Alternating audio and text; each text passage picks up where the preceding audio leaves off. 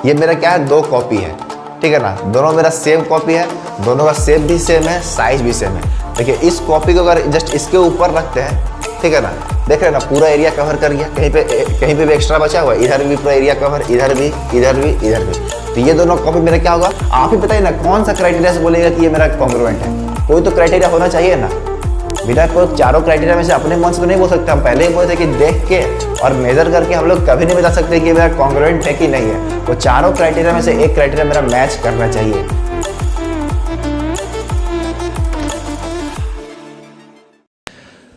Hello दोस्तों, तो आज हम लोग एक बहुत ही इंटरेस्टिंग और बहुत ही इंपॉर्टेंट चैप्टर स्टार्ट करने वाले हैं। तो चैप्टर का नाम क्या है, congruency of triangle and inequalities of triangle.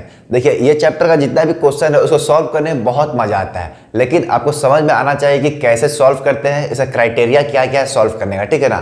तो बिलीव मी, अगर आप इस वीडियो को पूरा देखते तो आपको बहुत मजा आने वाला, क्वेश्चन सॉल्व करने में आपको सब कुछ समझ में आ जाएगा, ठीक है।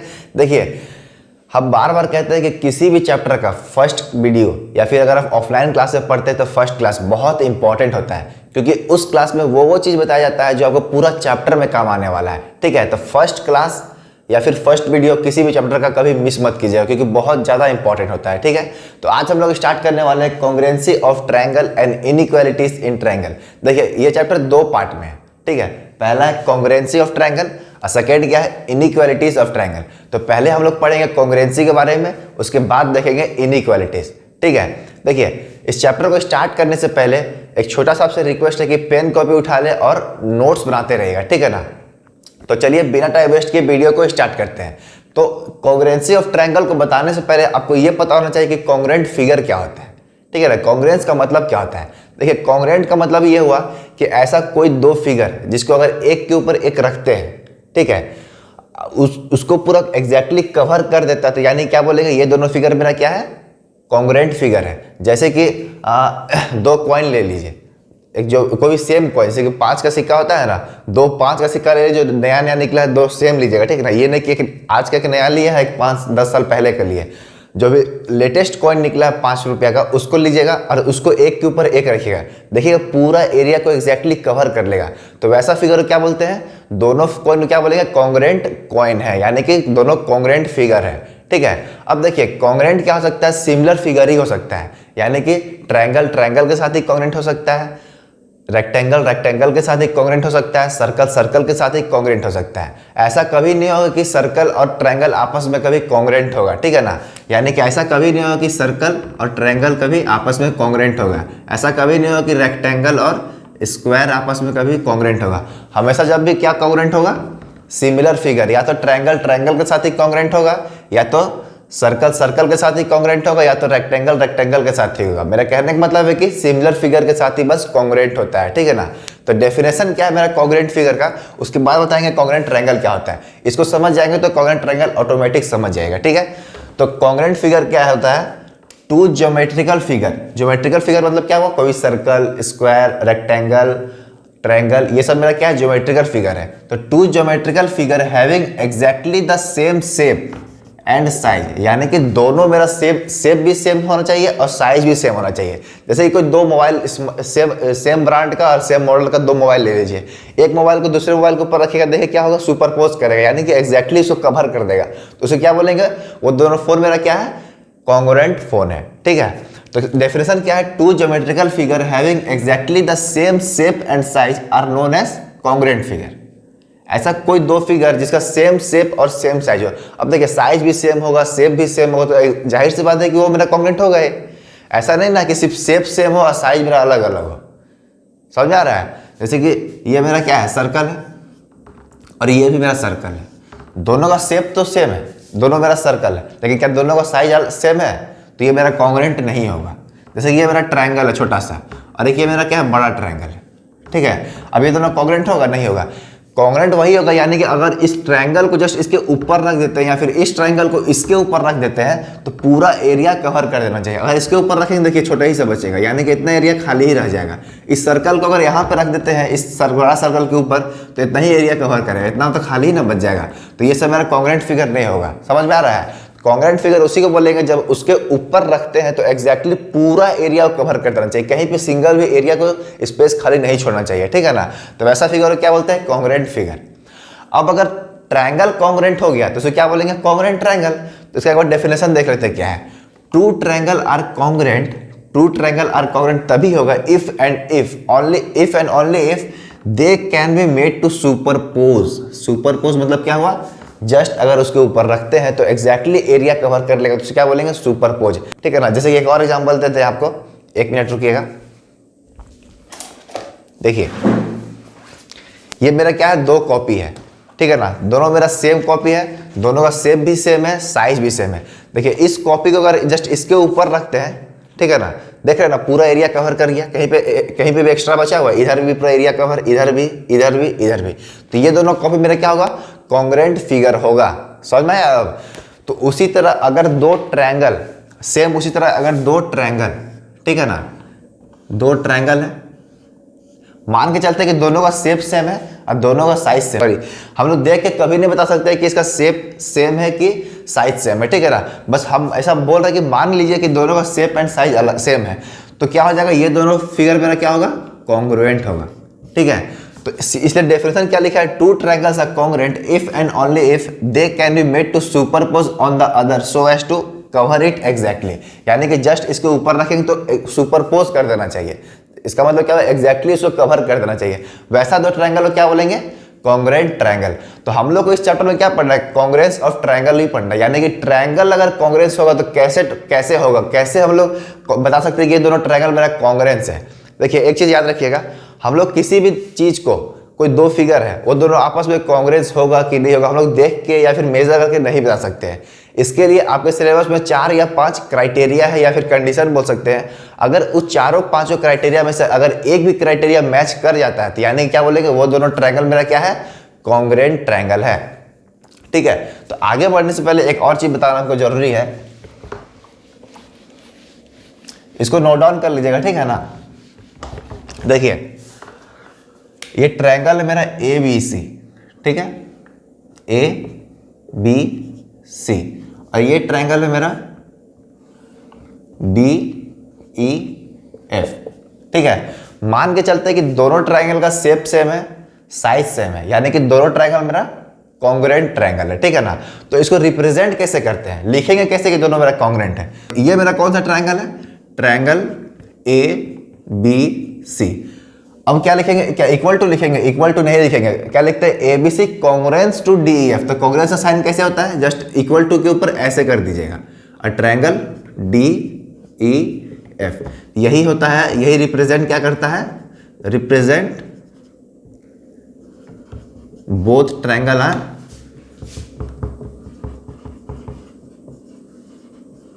कॉन्ग्रुएंट। समझ में आया। तो अब इसको नोट डाउन करना है तो नोट डाउन कर सकते हैं। तो अब समय आ गया वो क्राइटेरिया देखने का, जिस क्राइटेरिया के हेल्प से हम लोग बता सकते हैं कि वो दो ट्रायंगल मेरा कॉन्ग्रुएंट होगा कि नहीं होगा। ठीक है ना। तो हम पहले ही बोले थे कि 3-4 क्राइटेरिया है, तो हम लोग उसको अब एक एक करके देखते हैं। ठीक है। तो पहला क्राइटेरिया का नाम क्या है, SAS। अब SAS का मतलब क्या होता है, साइड एंगल साइड। ठीक है। तो चलिए पहले इसको देख लेते हैं क्या, उसके बाद आपको समझाते हैं। ठीक है ना। तो क्या लिखा हुआ है, if two triangle have two side and the included angle. देखिए इसको ध्यान देना है, यही इसका मेन वर्ड है, इंक्लूडेड एंगल। इसको समझ गए तो फिर अब ये क्राइटेरिया समझ जाएगा। Included angle of the one equal to the corresponding side and the included angle of the other then the triangle are congruent.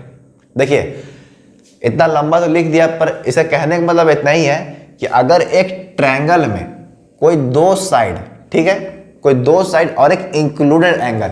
अब इंक्लूडेड एंगल का मतलब क्या होता है, ठीक है, जैसे कि अगर ये दोनों साइड हम लोग लिए हैं तो ये दोनों साइड के जो बीच का जो एंगल होगा उसी को हम लोग बोलेंगे इंक्लूडेड एंगल। हम लोग ये वाला एंगल को इंक्लूडेड एंगल नहीं बोलेंगे, एंगल C को इंक्लूडेड एंगल नहीं बोलेंगे, क्योंकि हम लोग ये दोनों साइड लिए। अगर हम लोग ये दोनों साइड लेते तब मेरा ये वाला एंगल होता है इंक्लूडेड एंगल। ठीक है ना।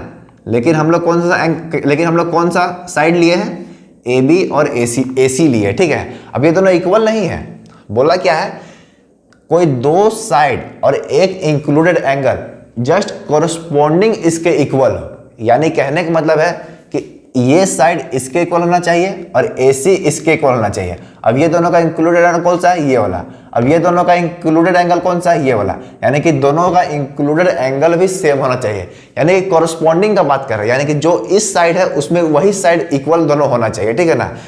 जैसे कि अगर देखिए ये 4 सेंटीमीटर है, ये 4, ये 6, ये 6, और यहाँ पे 60 डिग्री है और ये भी 60 डिग्री है। अब बताइए, देखिए AB किसके इक्वल है, DE के। AC किसके इक्वल है, DF के। और इंक्लूडेड एंगल कौन सा है, एंगल A है, और इसमें एंगल इंक्लूडेड एंगल कौन सा है, एंगल D। यानी कि दोनों का इंक्लूडेड एंगल भी सेम है और दोनों का कॉरस्पॉन्डिंग साइड भी सेम है कि नहीं। तो जब भी ऐसा अगर कंडीशन बन जाता है तो क्या बोलेंगे, triangle ABC congruent to triangle DEF। बात समझ में आया, समझ में आ गया ना, कोई दिक्कत इसमें नहीं। अब देखिए सेकेंड जो क्राइटेरिया क्या है, एंगल साइड। इसमें देखिए क्या है, पहले if two angles and any side of triangle are equal to the corresponding angle and side of another triangle then the triangle are congruent। अब देखिए ये बहुत आसान है, इसमें इंक्लूडेड एंगल ऐसा कुछ नहीं है। इसमें तो सिंपल क्या बोला है, अगर दो एंगल और कोई भी साइड, कोई दो एंगल और एक कोई भी साइड इक्वल होता है उसके कॉरस्पॉन्डिंग कोई दो एंगल और एक इक्वल साइड से, देन मेरा क्या होगा, ये ट्रायंगल और ये ट्रायंगल मेरा क्या होगा, कॉन्ग्रुएंट होगा। जैसे कि ये दोनों एंगल है और एक साइड लिया, ठीक है ना, तो ये एंगल इसके कॉरस्पॉन्डिंग के इक्वल है, इसका इस एंगल का कॉरस्पॉन्डिंग कौन है, ये। देखिए हम यहाँ पे एक लाइन दिए हैं और यहाँ पे भी एक लाइन होगा, ये दो लाइन है, यहाँ पे दो लाइन होगा। इसका मतलब क्या रिप्रेजेंट करता है कि एक सिंगल लाइन का इक्वल होगा, ये वाला डबल लाइन, यहाँ पे भी डबल लाइन, यानी कि ये दोनों का लेंथ इक्वल है। तो यहाँ पे देखिए एंगल में भी देखिएगा, यहाँ पे सिंगल दिए है, यहाँ पे भी सिंगल दिए है, ठीक है ना। तो यानी कि angle A equal to angle D है, यहाँ पे डबल दिए हैं, यहाँ पे भी डबल है। इसका मतलब क्या हुआ, angle B equal to angle E है, ठीक है। अगर फिगर में आपको कभी ऐसा दिखता है तो समझ जाइएगा कि ये दोनों का एंगल क्या है, इक्वल है। अब यहाँ पे देखिए सिंगल लाइन खींचे हैं, यहाँ पे भी सिंगल लाइन है, यानी कि BC और EF का लेंथ इक्वल है। अब देखिए क्या ये एंगल साइड हुआ, ये एंगल इसके इक्वल, ये एंगल इसके कॉरस्पॉन्डिंग के इक्वल। अब BC के कॉरस्पॉन्डिंग कौन सा है, EF है, यानी कि angle A equal to angle D, angle B equal to angle A, BC equal to EF। तो नाम क्या है, एंगल साइड, AAS है ना, एंगल साइड। तो एंगल साइड। तो इस तरह का अगर कंडीशन मैच कर जाता है तो मेरा क्या होगा, triangle ABC congruence to triangle DEF, और कुछ भी नहीं है इसमें। समझ में आ गया, कोई दिक्कत? तो इसको आप नोट डाउन आप कर सकते हैं। तो अब देखिए थर्ड क्राइटेरिया मेरा क्या है, SSS का मतलब क्या हुआ, साइड, ठीक है। अभी तक हम लोग साइड एंगल साइड क्राइटेरिया देख चुके हैं, फिर उसके बाद एंगल साइड देख चुके हैं। अब थर्ड मेरा क्या है, साइड, ठीक है। अब ये कौन सा क्राइटेरिया, ये क्या बोलता है, if three sides of triangle are equal to the corresponding three side of another triangle then the two triangles are congruent.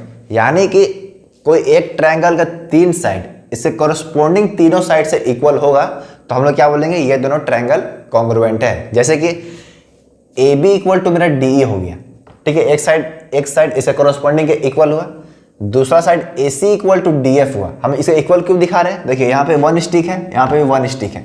जब भी दो साइड में 1 स्टिक रहता है यानी कि दोनों का लेंथ इक्वल है। यहाँ पे 2 स्टिक है, यहाँ पे भी 2 स्टिक है, यानी कि AC का लेंथ DF से इक्वल है।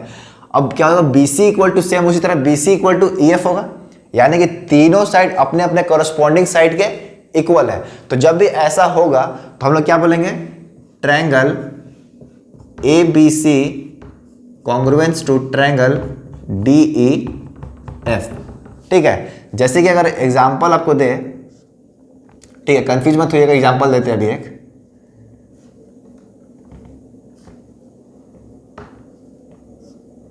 ठीक है, ये मेरा 10 सेंटीमीटर है, ये 12 सेंटीमीटर है और ये 16 सेंटीमीटर है। ये भी मेरा 10 सेंटीमीटर है, ये 12 है, ये 16 है। अब आपको बताना है कि ये मेरा कॉन्ग्रुएंट होगा कि नहीं होगा। देखिए ये साइड इसके इक्वल है, AC इसके इक्वल है, BC EF के इक्वल है, तो यानी कि तीनों साइड अपने अपने कॉरस्पॉन्डिंग साइड के इक्वल है। तो जब भी ऐसा कंडीशन आएगा तो क्या बोलेंगे, ये दोनों ट्रायंगल क्या है, कॉन्ग्रुएंट है। समझ में आ गया, तो इसको नोट डाउन कर लीजिए। अब जो लास्ट क्राइटेरिया मेरा बचता है वो है मेरा क्या है, RHS क्राइटेरिया। देखिए ये बहुत इंपॉर्टेंट क्राइटेरिया और बहुत ईजी क्राइटेरिया है, ठीक है ना। ये क्राइटेरिया कब अप्लाई करेंगे, सिर्फ राइट एंगल ट्रायंगल में, यानी कि ऐसा ट्रायंगल जिसमें 90 डिग्री फॉर्म होता है, बस उसी ट्रायंगल में हम लोग RHS क्राइटेरिया अप्लाई करेंगे और वो दोनों राइट एंगल ट्रायंगल को कॉन्ग्रुएंस शो करने का कोशिश करेंगे, ठीक है ना। तो इसको पहले नोट डाउन कर लीजिए, ठीक है, क्योंकि इसका फिगर हम लोग यहाँ बनाएंगे क्योंकि स्पेस नहीं है यहाँ पे, ठीक है ना। तो ये क्या बोलता है, two right angle triangle are congruent if one side and the hypotenuse of the one are respectively equal to the corresponding side and the hypotenuse of the other. I hope कुछ नहीं समझेंगे अभी तक, अभी आपको समझाते हैं, ठीक है ना। तो पहले इसको नोट डाउन कर लीजिए, इस फिगर को करते हैं इरेज। देखिए ये क्राइटेरिया क्या बोलता है, सपोज कीजिए दो राइट एंगल ट्रायंगल, इसका नाम A B C D E F, ठीक है। अब आप हमको बताइए, जब भी दो राइट एंगल ट्रायंगल रहेगा तो उसमें एक चीज हमेशा क्या सेम होगा, जो हमेशा सेम होगा चाहे कुछ भी हो जाए। अगर वो दोनों राइट एंगल ट्रायंगल है तो एक चीज क्या हमेशा सेम होगा, आप हमको बताइए, जल्दी से इसका आंसर कमेंट में कीजिएगा, ठीक है ना। तो क्या सेम होगा, इसका 90 डिग्री यहाँ पे भी है और यहाँ पे भी, यानी कि दोनों ट्रायंगल में एक एंगल हमेशा सेम होगा। यानी कि एक चीज तो टेंशन फ्री होगा कि एक एंगल हमेशा सेम होगा। तो अब ये बोलता क्या है, two triangles are congruent if one side and the hypotenuse of the one are respectively equal to the corresponding side and the hypotenuse. देखिए एंगल का तो बात ही नहीं किया है, क्योंकि ऑलरेडी हम लोग जानते हैं कि एक एंगल मेरा सेम होगा, तो यानी कि हाइपोटेनियस तो मेरा सेम होना चाहिए, ठीक है। अब बचा मेरा दो साइड, इधर का कोई एक साइड इन दोनों में से किसी भी एक साइड के इक्वल हो गया, या फिर ये साइड इसके इक्वल हो गया, या फिर ये साइड इसके इक्वल हो गया, तो ये फिगर मेरा क्या होगा, कॉन्ग्रुएंट फिगर होगा। हमको यहाँ पे एंगल नहीं देखना, बस हमको देखना हाइपोटेनियस सेम है कि नहीं। जब तक हाइपोटेनियस सेम नहीं होगा तब तक हम लोग नहीं बोल सकते हैं कि ये राइट एंगल ट्रायंगल है। हाँ, एक केस में हो सकता है कि अगर ये साइड इसके इक्वल होगा, ये साइड इसके इक्वल होगा, तो हम लोग SAS से प्रूफ कर सकते हैं, सॉरी SAS क्राइटेरिया से हम लोग बोल सकते हैं कि एक कॉन्ग्रुएंट है। आप पूछे कैसे, मान के चलिए ये साइड इक्वल टू ये साइड हो गया, ठीक है, और ये साइड इक्वल टू ये साइड हो गया। अब इसको भूल जाइए, हाइपोटेनियस को भूल जाइए।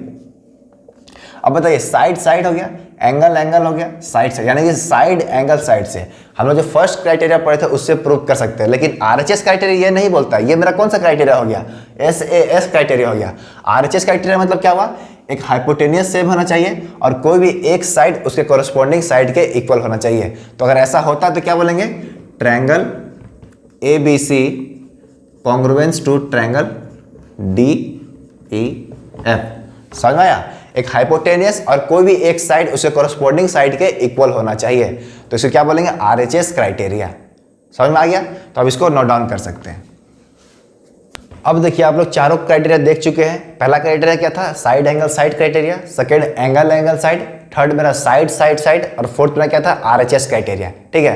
तो अब समय आ गया एक छोटा सा टर्म है जो कि बहुत इंपॉर्टेंट टर्म है कॉन्सेप्ट के व्यू से भी, और अगर इसको समझ जाते हैं तो आपको इस चैप्टर में बहुत ज़्यादा क्लैरिटी भी आएगा, ठीक है ना। तो ये कॉन्सेप्ट मेरा क्या है, इक्वी एंगुलर ट्रायंगल। अब इक्वी एंगुलर ट्रायंगल क्या होता है, देखिए अगर कोई एक ट्रायंगल का तीन एंगल होता है एक ट्रायंगल में, ये तीनों एंगल इसे कॉरस्पॉन्डिंग के इक्वल हो गया तो वो दोनों ट्रायंगल को क्या बोलेंगे, इक्वी एंगुलर बोलेंगे, ठीक है ना। अभी इसको कॉन्ग्रुएंट नहीं बोलेंगे। जैसे कि एग्जांपल में देखिए, ये दोनों फिगर मेरा क्या है, ट्रायंगल है, ये 40 इक्वल टू यहाँ 40 है, इसके कॉरस्पॉन्डिंग ये इक्वल है, ये 60 इक्वल टू यहाँ पे 60 है तो इसके कॉरस्पॉन्डिंग ये इक्वल है, और यहाँ पे 80 है और यहाँ पे भी 80 है, यानी कि तीनों एंगल अपने अपने कॉरस्पॉन्डिंग के इक्वल है। तो हम लोग क्या बोलेंगे, triangle ABC equi Angular two triangle DEF, ठीक है ना। यानी कि तीनों एंगल अपने अपने कॉरस्पॉन्डिंग के जब भी इक्वल होगा तो उसे क्या बोलेंगे, इक्वी एंगुलर। इसका डेफिनेशन क्या है देखते हैं, if two triangle have three angle of the one corresponding equal to the third angle of the other, they are said to be equiangular. यानी कि कोई भी एक ट्रायंगल का तीनों एंगल अपने अपने कॉरस्पॉन्डिंग के इक्वल हो जाता है तो उसे क्या बोलेंगे, इक्वी एंगुलर। अब देखिए समझने की बात क्या है, जितना भी कॉन्ग्रुएंट फिगर होता है वो मेरा इक्वी एंगुलर होता है। पूछिए कैसे, अब देखिए ये साइड इक्वल टू ये साइड मान लेते हैं, ये साइड इक्वल टू ये साइड है, ठीक है ना। अब इसको भूल जाइए कि मैं 60 है 80 है, ये उसको भूल जाइए 60 है कि 80 है, ठीक है। बस कॉन्ग्रुएंट का मतलब को पता होना चाहिए कि अगर उसके ऊपर रखते हैं तो सुपरपोज होगा, यानी कि पूरा एग्जैक्टली कवर करेगा, ठीक है ना।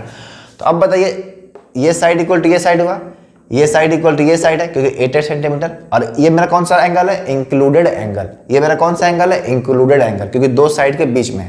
तो अब बताइए कौन सा क्राइटेरिया से ये दोनों ट्रायंगल मेरा कॉन्ग्रुएंट होगा, कौन सा क्राइटेरिया से, 4 क्राइटेरिया बताया था ना, तो चारों में से कौन सा क्राइटेरिया से ये मेरा कॉन्ग्रुएंट होगा। हमको सिंपल दिख रहा है कि side angle side, side angle side, इस तरह से हमको पकड़ना है। तो ये मेरा किससे प्रूव होगा, साइड एंगल साइड से। अब देखिए अगर ये दोनों कॉन्ग्रुएंट होगा, ठीक है ना, अब हम बोल रहे हैं कि हम अब क्या बोले कि all congruent figure are equiangular. पूछिए कैसे, ये एंगल इक्वल टू ये एंगल हो गया। अब इक्वी एंगुलर क्या होता है कि तीनों एंगल अपने अपने कॉरस्पॉन्डिंग के इक्वल होगा। अगर ये ट्रायंगल को उठा के हम लोग इसके ऊपर रखते हैं, क्या करें, ये पूरा ट्रायंगल को जस्ट इससे उठा दिए और यहाँ पे लाके यहाँ रख दिए, तो ये बताइए ये जो एंगल है जस्ट इसके ऊपर सुपरपोज करेगा। अब ये जो एंगल है जस्ट इसके ऊपर सुपरपोज करेगा, यानी कि ये एंगल इक्वल टू ये एंगल हुआ, ये एंगल इक्वल टू ये एंगल हुआ। तो मेरा कहने का मतलब क्या हुआ कि all congruent figure are equiangular but all equiangular are not congruent. जैसे कि एग्जांपल देते हैं आपको, दो ट्रायंगल ड्रॉ कर लेते हैं पहले, ठीक है। ये हो गया मेरा 30 डिग्री, ये हो गया मेरा 70 डिग्री, ये भी 30 डिग्री, ये 70 डिग्री, ठीक है। और ये मेरा हो गया 80 डिग्री, ये भी 80 डिग्री, ठीक है। अब साइड का लेंथ अभी नहीं दिया हुआ, ठीक है। अब देखिए ये मेरा इक्वी एंगुलर ट्रायंगल है कि नहीं, ये तीनों एंगल अपने अपने कॉरस्पॉन्डिंग के इक्वल है। ये 30 के इक्वल है, ये 70 के इक्वल है, ये 80 के इक्वल है। हाँ ये इक्वी एंगुलर ट्रायंगल होगा। तो क्या ये क्या ये कॉन्ग्रुएंट ट्रायंगल भी होगा, कैसे होगा, कौन सा क्राइटेरिया से बोले, कौन सा क्राइटेरिया से बोल रहे कि ये मेरा कॉन्ग्रुएंट फिगर होगा। हम क्या बोले कि चारों क्राइटेरिया में से एक क्राइटेरिया मैच होना चाहिए। यहाँ पे कोई भी क्राइटेरिया मैच कर रहा है, यहाँ पे एंगल साइड है, यहाँ पे साइड को तो पता ही नहीं कि साइड कौन साइड किसके इक्वल है, तो फिर आप कैसे बोल दिए कॉन्ग्रुएंस होगा। क्या साइड एंगल साइड से हो रहा है, साइड तो पता ही नहीं, साइड आएगा ही नहीं ना। हम लोग साइड से प्रूव कर सकते हैं इसको, ना SAS से प्रूव कर सकते हैं, ना AAS से प्रूव कर सकते हैं, ना RHS से प्रूव कर सकते हैं। RHS को तो बात छोड़िए, वो तो सिर्फ राइट एंगल में ही होता है। तो एंगल के इक्वल है, ये एंगल के इक्वल है, ये एंगल के इक्वल है। तो क्या कोई एंगल कोई मेरा क्राइटेरिया था, बिल्कुल नहीं था। तो ये क्या ये मेरा कॉन्ग्रुएंट होगा, बिल्कुल नहीं होगा। जब तक हमको साइड पता नहीं हम कॉन्ग्रुएंट नहीं बता सकते हैं। इसलिए कि इंपॉर्टेंट पॉइंट में क्या लिखिएगा, two congruent triangle surely equiangular, यानी कि इसका मतलब क्या हुआ, दो कॉन्ग्रुएंट ट्रायंगल मेरा इक्वी एंगुलर होगा तो होगा, ये कंपलसरी है। लेकिन equiangular triangle need not to be equal, लेकिन इक्वी एंगुलर ट्रायंगल जो है need not to be congruent, sorry equal नहीं, यहाँ पे कॉन्ग्रुएंट होगा, ठीक है। कॉन्ग्रुएंट लिख लीजिएगा। इक्वी एंगुलर जरूरी नहीं कि वो दोनों मेरा अगर इक्वी एंगुलर है तो कॉन्ग्रुएंट है, लेकिन अगर वो कॉन्ग्रुएंट है तो वो मेरा इक्वी एंगुलर होगा, ये मेरा जरूरी है, ठीक है ना। जैसे एग्जांपल में देख लीजिए, ये मेरा इक्वी एंगुलर है, लेकिन ये मेरा, आप ही बताइए ना कौन सा क्राइटेरिया से बोलेगा कि ये मेरा कॉन्ग्रुएंट है। कोई तो क्राइटेरिया होना चाहिए ना, बिना कोई चारों क्राइटेरिया में से अपने मन से तो नहीं बोल सकते। हम पहले ही बोले थे कि देख के और मेजर करके हम लोग कभी नहीं बता सकते कि मेरा कॉन्ग्रुएंट है कि नहीं है। वो चारों क्राइटेरिया में से एक क्राइटेरिया मेरा मैच करना चाहिए ना। यहाँ पे साइड एंगल साइड होगा, क्योंकि साइड का तो हमको कुछ वैल्यू ही नहीं पता है। तो साइड से फिर क्या साइड या फिर साइड एंगल साइड या फिर एंगल साइड सब कैसे प्रूव कर सकते हैं, नहीं हो सकता है। समझ में आया। तो याद रखिएगा कॉन्ग्रुएंट ट्रायंगल मेरा इक्वी एंगुलर होता है, लेकिन इक्वी एंगुलर जरूरी नहीं कि हर बार होगा, कभी कभी हो सकता है, लेकिन जरूरी नहीं कि हर बार होगा। समझ में आ गया। तो इसको आप नोट डाउन कर लीजिए। तो आज का वीडियो में बस इतना ही। आज हम लोग 4 क्राइटेरिया देखे हैं, ठीक है। चारों क्राइटेरिया को अच्छे से याद कर लीजिएगा, क्योंकि अगर आप ये भूल जाते हैं तो फिर आपको कॉन्ग्रुएंसी करने में बहुत दिक्कत होगा। यानी कि जब हम लोग क्वेश्चन सॉल्व करेंगे, अभी हम लोग क्वेश्चन सॉल्व नहीं किए हैं, नेक्स्ट वीडियो जो आने वाला है उसमें हम लोग बहुत ही बेहतरीन क्वेश्चन लेकर आएंगे। देखिए क्वेश्चन सॉल्व जब तक नहीं कीजिएगा क्लैरिटी नहीं आने वाला है, ना कॉन्फिडेंस आने वाला है। अगर आपको क्लैरिटी लाना है इस चैप्टर में तो क्वेश्चन सॉल्व कीजिएगा। नेक्स्ट वीडियो में बहुत ही अच्छा क्वेश्चन लेकर आएंगे, तो उसको जरूर एक बार वीडियो को वॉच कीजिएगा, ठीक है। और जो भी क्वेश्चन हम कराते हैं उसको खुद से भी अटेम्प्ट किया कीजिएगा, ठीक है। जैसे हम ट्रायंगल में पहले हम पढ़ाए, उसके बाद क्वेश्चन कराए, तो क्वेश्चन जब तक सॉल्व नहीं कीजिएगा वो ट्रायंगल क्या पढ़े आपको कुछ पता ही नहीं चलेगा। अपने आप को जज करना कि हम क्या समझे नहीं समझे। अभी भी आपको बहुत कंफ्यूजन होगा, आई नो आपको बहुत कंफ्यूजन होगा, क्योंकि अभी तक आप लोग क्वेश्चन सॉल्व नहीं किए। तो क्वेश्चन सॉल्व कीजिएगा। नेक्स्ट वीडियो लेकर आ रहे क्वेश्चन वाला वीडियो है, ठीक है। इसमें सारा क्वेश्चन कराएंगे, जितना भी टाइप का क्वेश्चन हो सकता है, सारा इंपॉर्टेंट क्वेश्चन, सारा कॉन्सेप्चुअल क्वेश्चन, सब कुछ लेकर आएंगे। तो आई होप वो वीडियो आप लोग जरूर देखिएगा। तो आज के वीडियो में बस इतना ही, मिलते हैं अगले वीडियो में, ठीक है। तो पढ़ाई करते रहे, बेस्ट ऑफ लक।